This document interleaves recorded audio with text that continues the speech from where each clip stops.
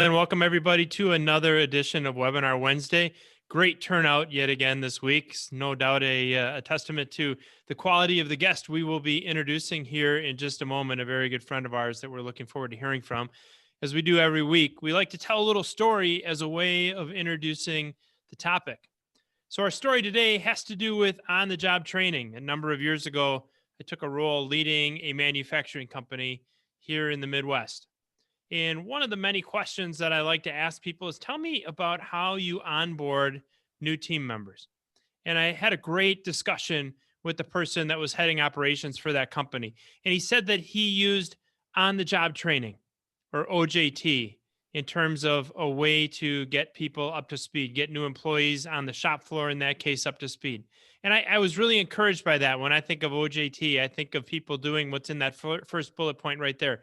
We have somebody in the organization that takes a new hire under their wing, that shows them the technology that they'll be working with, shows them why that technology is important, explains to them what it is that they will be doing, talks at length about the job requirements and makes sure that person understands what it is they'll be doing on a daily basis and why that is important and how to operate the equipment, how to interact with the equipment. Most important, telling them how to work safely around that equipment and at the workplace. It's somebody who welcomes them onto the team, makes them feel part of what's taking place, takes them to lunch on their first day and maybe every day, invites them to introduce themselves to other members of the team, and introduces the new employee to the company culture.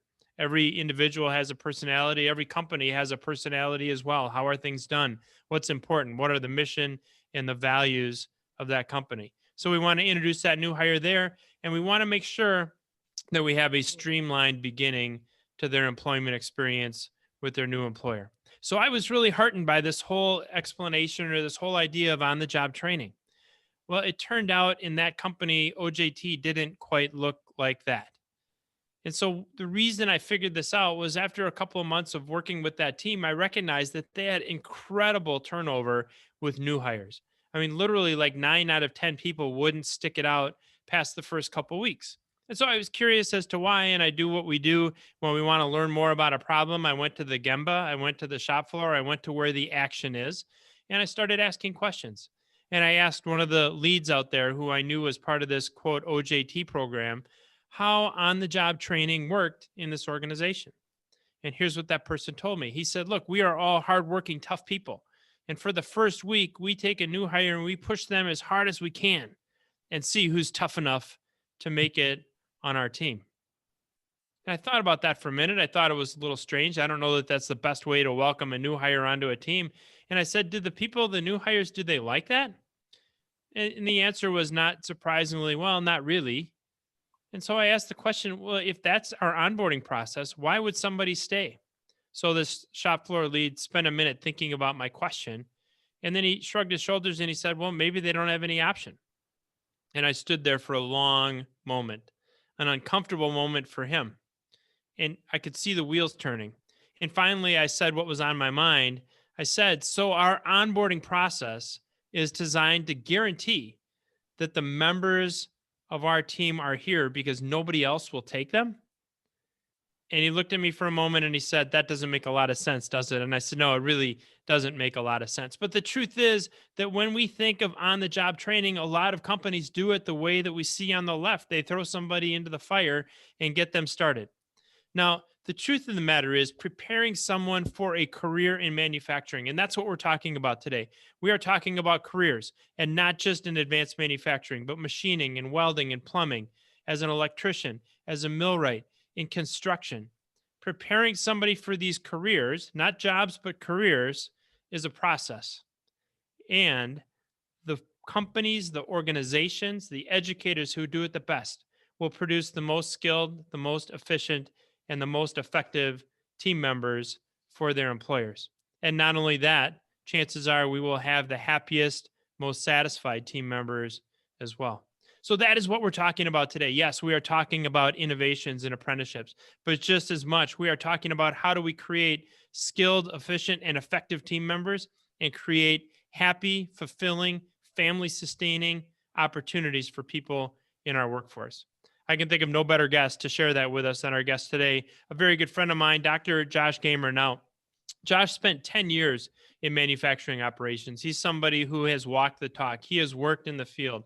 He's worked in the trenches prior to coming to Western Technical College, where he's been for 11 years. He has served in a variety of roles as an instructor, a business and industry trainer, an associate dean, a dean, an interim vice president of academics.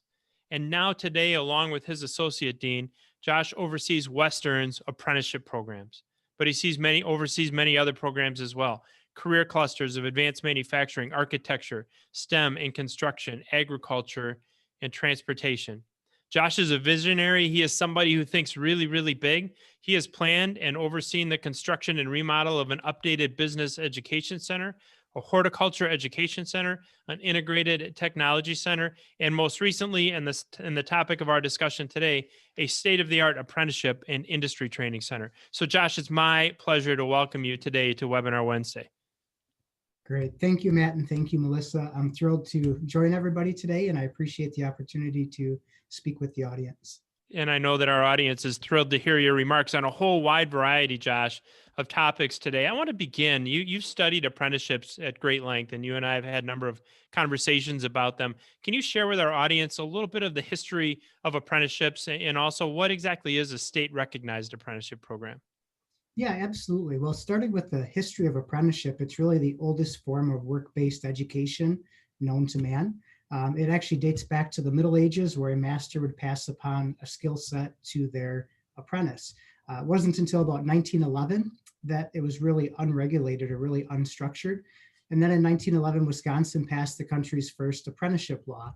The law became the adopted framework actually for other states and the federal government later on, due to the safeguards for both employers and employees.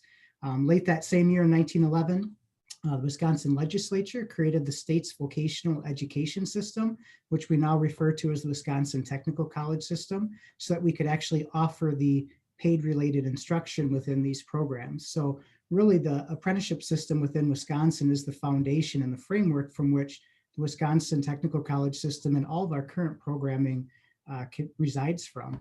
So a program that's registered is registered within the state of Wisconsin. They're typically between 3 and 4 years in length. They have varying hour requirements for both on the job and also the school portion of it. Most require you to attend day classes and some evening classes. So an evening class offering might be your CPR, first aid, welding.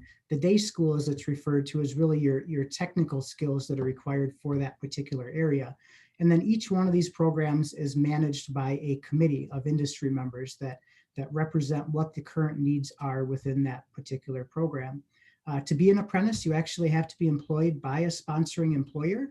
So you have a contract between the college delivering the instruction, the employer who you work for, and then the Bureau of Apprenticeship Standards in addition. Students work full-time for the employer. So during that time, you're gaining the valuable skills on the job.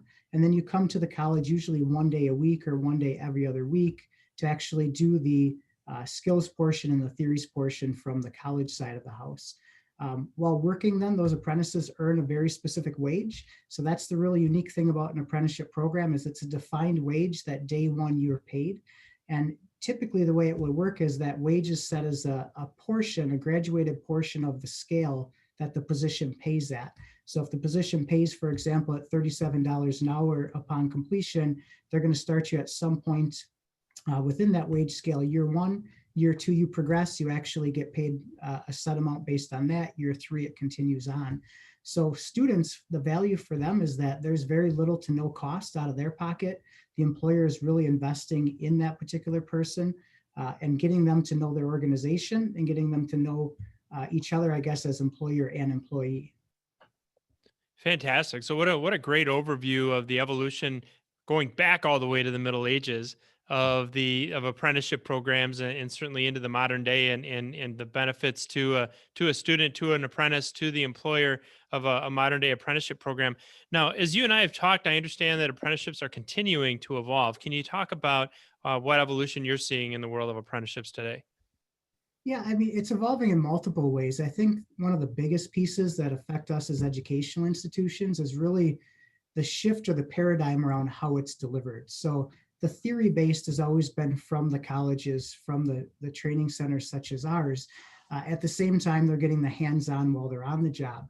And in the past, there's been a really big distinction between that, where if you came to the college, you got your theory, you did the on the job while you were working. And I think anyone that knows education well understands the fact that when you can apply what you're learning in real time, you're going to understand it better, you're going to retain it better. So we're starting to see that theory-based classroom instruction not taken over, but augmented by more hands-on activities, where they're actually applying the skills with us and with our faculty, which is a really big change and a substantial one from a retention of knowledge standpoint. Uh, Another one I think is potentially significant is that apprenticeships really began more as that trades base, right? Construction trades, industrial trades. And we're now seeing that take over into much other areas and much additional areas. So, we have more service trades, we have agriculture related trades, we have healthcare trades, we have business trades, as we would call them. So these jobs like an IT cybersecurity, IT help desk, medical assistant, they're actually all growing in areas of apprenticeship. There's even cosmetology apprenticeship programs. So the breadth of which apprenticeship represents has really expanded significantly over the last several years and is going to continue to do so. The other piece I want to share is that we've expanded that into the high schools. So as a high school student, you can participate in youth apprenticeship. During your time in high school, you can be employed by an employer in the youth apprenticeship program. You're getting paid, you're learning on the job, you're learning the technical piece and the theory piece behind it. Then you have a chance to apply those credits later on and those hours towards an actual academic apprenticeship program that's registered with the state of Wisconsin. We also see a shift in the more online resources and adoption of that. I know the Amatrol platform, for example, has well-documented curriculum in many different areas that pertain to these programs. So especially looking in times of COVID and how do you deliver instruction remotely and how do you continue these programs without physically being able to be present all the time, utilizing some of these pre-built simulations and assessments has really helped us with that. And I guess the last thing I would share is we're starting to build stronger pathways from an apprenticeship program into traditional associate degree programs. So in Wisconsin, we can offer an individualized technical studies degree, which allows an apprentice to actually complete the associate's degree in addition to their journey worker card. And then when it comes to transferring to a four-year university for a bachelor's degree, it's much easier laid out for them. So certainly listening to you, Josh, it's clear that not all apprenticeships are exactly the same. You talk about the breadth of different programs that you're addressing, different competencies, different ways of delivering learning, which was certainly something that was evident to us during our recent tour of your facility. I know we'll talk about that in just a moment. But as we think about the variety of apprenticeships, what are the different types of apprenticeships our audience should be aware of? So it is vast, and the DWD website has a full list available. So at Western, what we offer currently is construction electrician, industrial electrician, maintenance mechanic, millwright, plumbing, steam fitting, and sheet metal. But as I did mention previously, the other colleges around the state offer different things than Western does, some more, some less. So really, if a person's interested, if they visit the DWD website, they can really get a feel for everything that is available to them. Great. So it's a great opportunity for folks to do a little research outside of the webinar and understand what's all out there from the standpoint of different types of apprenticeships. I know a lot of the people that are with us this week, Josh, are really excited to see your new facility. And as you know, because you led the tour, I had the opportunity in a very small, socially distanced group a couple of weeks ago to see all the great things that you're doing. So we're not going to spend any more time doing anything other than making sure that people get that feel of seeing exactly what we saw, because it was really interesting to see. So we're going to go on a bit of a virtual tour using some video tools and invite you, Josh, to kind of walk us through as we ask some questions, what people are seeing and how your apprentices, and as we'll learn later, your industrial employers or employees who are also utilizing the facility are benefiting from what they see. So the first topic we want to chat about as we look at some video is the idea of industrial electrical and maintenance technicians. Now, I know from experience both working in that market and today working with employers who are trying to find people to fill those positions, that they are some of the toughest positions to fill, especially in the world of manufacturing. So knowing that employers are having such a challenge filling industrial electrician, industrial maintenance roles, tell us how your program helps to address that challenge. Yeah, I think part of it is, you have to create an environment in which is going to attract future students. an environment in which they actually want to work in. So when we can tell the story about the advanced equipment that these students will be working on within industry and the wages that are associated with them, I think that problem becomes much less. In this particular lab, we have fully functional control panels stationed around the room. All those control panels are active and they control stepper and servo motors, VFDs, motor starters, relays, actuators, sensors, conveyors. There's HMI systems interfacing with SCADA systems. And what that allows us to do is to get into the data collection and the IIoT, or industrial Internet of Things pieces. So all of this, when you take it together, produces an environment, I think, that does attract more students. You can see right there, as we're looking at, it's a fully automated manufacturing line. It's got the FANUC arm, it's got hydraulics, pneumatics, safety devices, sensors, and we can actually insert up to 40 different faults in the control panel that students have to troubleshoot. So again, investing in the technology that represents what is within industry today, I think will make a world of a difference for these potential future students. And seeing that technology as they come into your point, I mean, what an exciting way to begin a career and to understand of all the different technologies, all the different opportunities available to them in advanced manufacturing. So certainly this center does that. This facility does that, and that's particularly important, Josh. I think as your community continues to grow, and I know that's something that you're looking forward to is Western Wisconsin, where you're located. You're continuing to see employers and team members enjoy the benefits of that beautiful, beautiful part of the state. So as you look to future growth in your region, and we're taking a look at some commercial and residential electrical training programs now, how does this program meet the needs of the region as that population continues to grow? Yeah, I think you hit an important point there, Matt. We have been fortunate with population growth, with new construction, with industry coming into our area. And in order to be able to sustain that, the future employers have to be confident that we can deliver the necessary education to provide them with the skilled workforce. So what we've done is we've actually built 12 buildings within the main building. So there are 6 commercial electrical labs and 6 residential electrical labs. So within those labs, it's basically a fully functioning environment where students work on wiring methods, they work on power distribution, fire control systems, access control systems. They work with medium voltage termination, once again, VFDs, PLCs, and we even get into the solar piece, which is what you're looking at right there on the slide at this moment. So lots and lots of commercial and residential electrical opportunities from a learning standpoint. It's not just electrical though, right? And one of the things that impressed me in a huge way when we were touring your facility is all the work that you've done on the plumbing side and all the opportunities for apprentices to interact one-on-one in really, really great fashion with technology and with plumbing technology, advancing technology, in a way to get one-on-one with that technology. What can you tell us about the plumbing aspect of your program? So plumbing is one of our largest programs that we offer in the apprenticeship side. And as you can see from the slides, everything is very visual. We once again went with the residential side and the commercial side. An apprentice, one of the drawbacks is if you're employed on the residential side, you're not exposed to commercial systems. If you're on commercial side, you're not necessarily exposed to residential systems. So we really wanted to expose students hands-on to both. So we have water treatment within there. We have different types of heating systems, backflow preventers for both commercial and residential. We have the kitchens as well, same as the baths. We have pump systems. And the really neat thing that we love about this particular area is the yellow floor that you see, the graded floor. There's actually a trench 3 feet down below that where all the piping is accessible. It's all backlit, so you can look down and see it. You can get into the area, you can access it. And we also replicated the piping overhead. So anything that you're going to see underneath that yellow floor right there, you're going to find overhead as well. So you don't have to access it. You can say these are how the various systems are all interconnected to come out into the common drain at the end.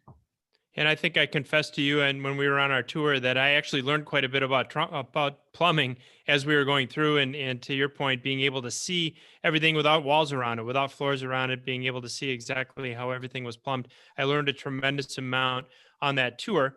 So that's my first confession. My second confession is I think you are the first guest on Webinar Wednesday that I've been able to ask a question of about their sandbox. So we're going to talk now about the sandbox that you have, that your apprentices have, to be able to show hands-on skills, to be able to show the fruits of all their learning. Tell us about the sandbox at your apprenticeship and industry training center.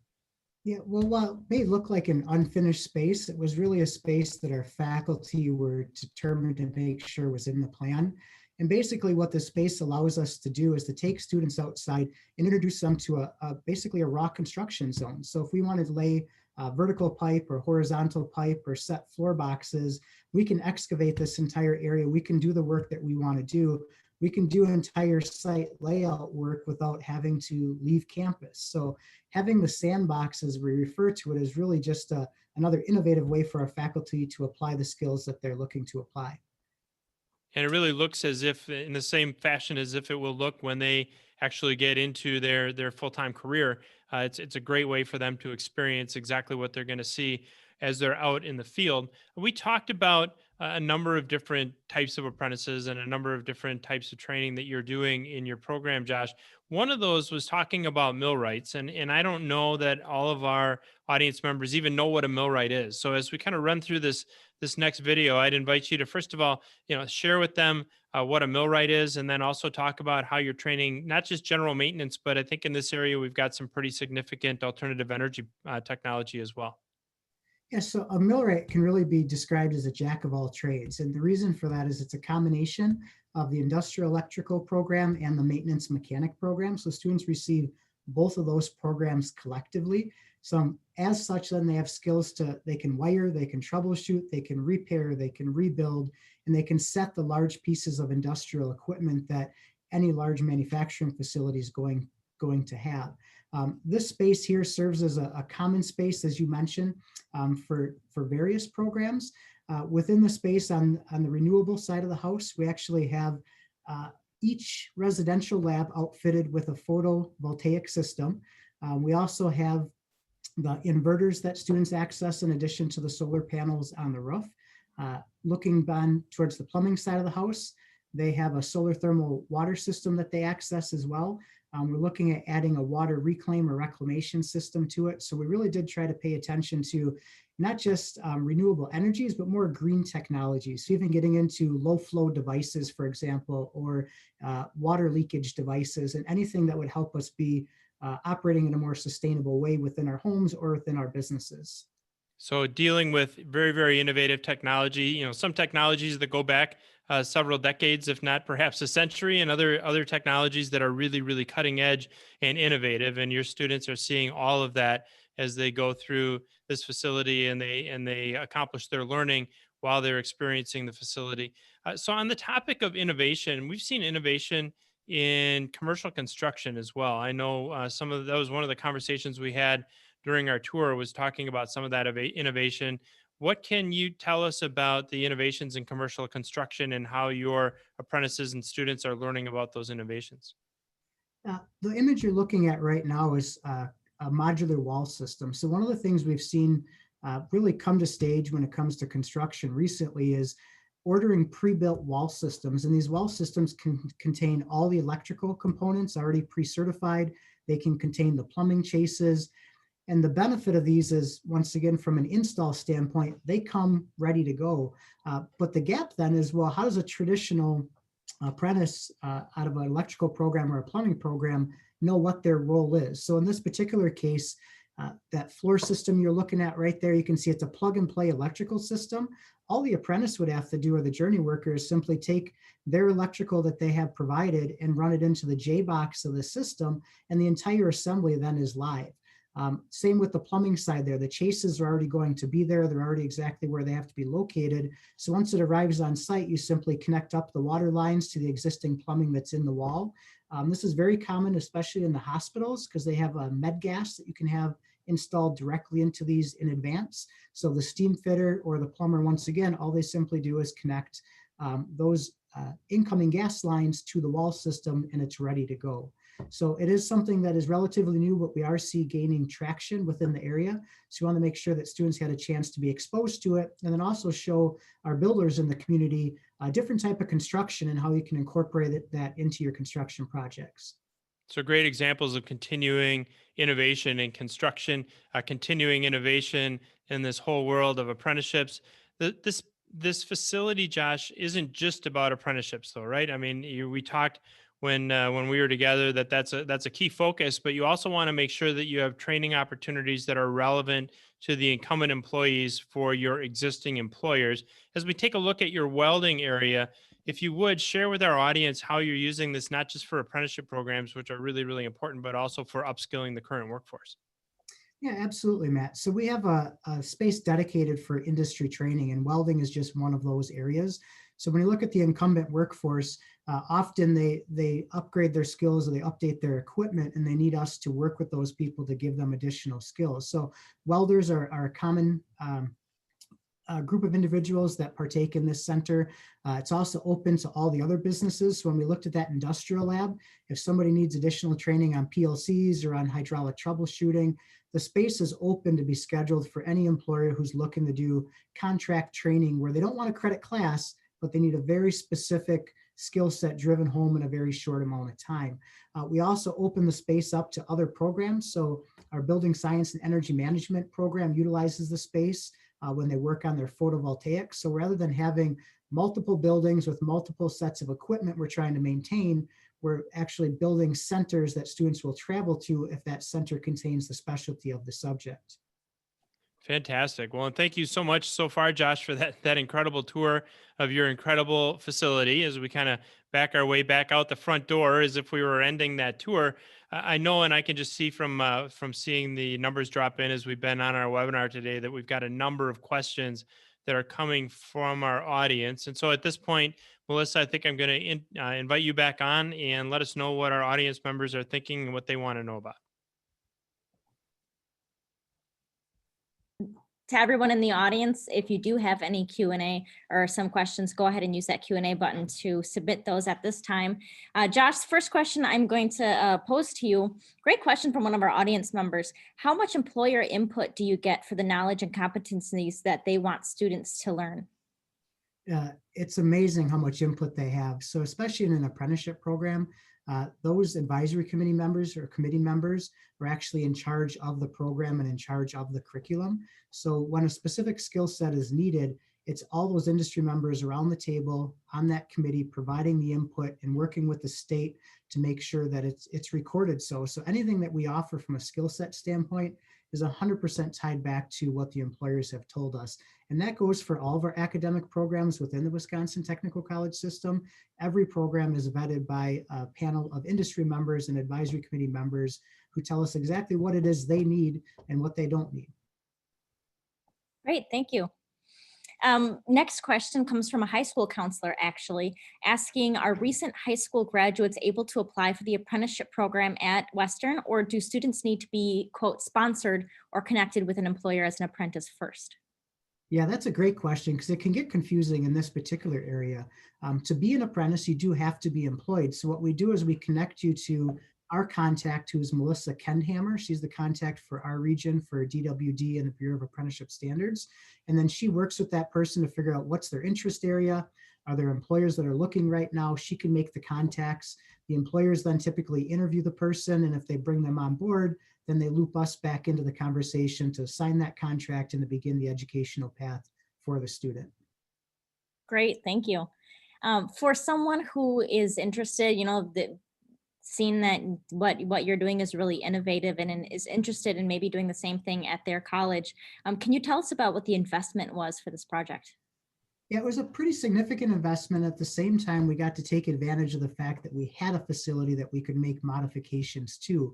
So the overall project was about 3.5 million, of which $1.5 million was of the interior. So everything you saw on the inside was pretty much redone, with the exception of saving some of the infrastructure, like the pipe and everything else. And we were fortunate to be able to invest about $750,000 into the capital pieces to help serve these programs.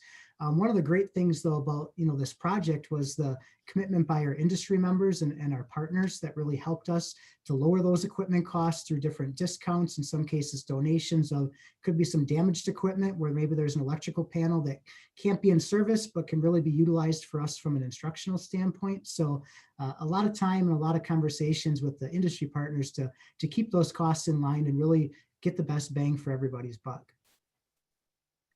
Wonderful. And I'm just going to ask one more question. I think that's all we have time for everybody who did submit a question that we didn't get to this afternoon. Don't worry, we'll have our team reach out and make sure we get that answered for you. So Josh, can you expand on the pathway to an associate degree? What types of degrees are these expanding to? How many credits might they earn, and how can journey workers enroll?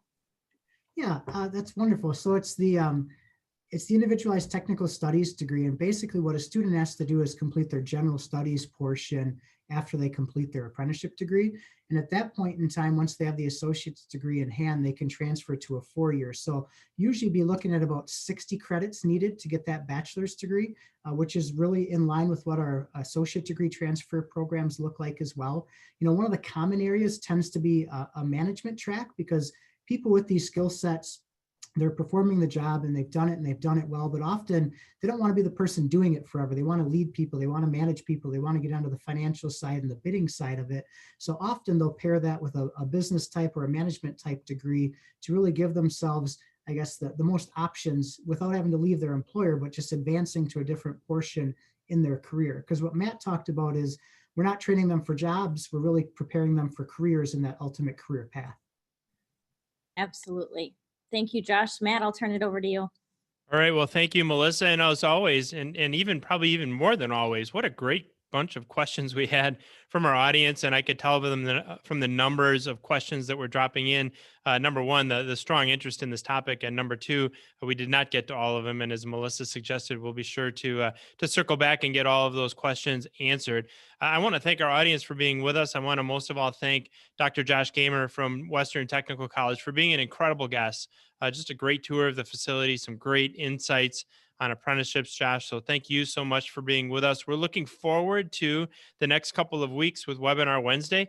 A week from today, we are doing a topic on the best of Webinar Wednesday. So we're actually putting together a series of snips from all of our Webinar Wednesdays we've had going all the way back to last March. We've had some great guests, some great topics. And so we are going to take the best points, the best ideas, the best insights from over 40 editions now of Webinar Wednesday. In some cases, we are doing them more than once a week, and give them to you all in one webinar next Wednesday afternoon at 2 o'clock. On Wednesday, the 30th, we'll be looking back at the year 2020. What an amazing year it's been for everybody. Certainly what a year it's been for technical education.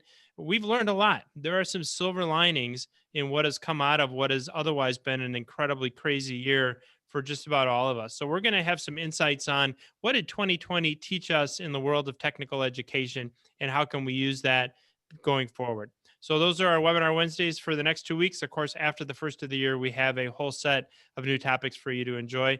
In the meantime, thanks so much for being with us this week. We'll see everybody next Wednesday on Webinar Wednesday.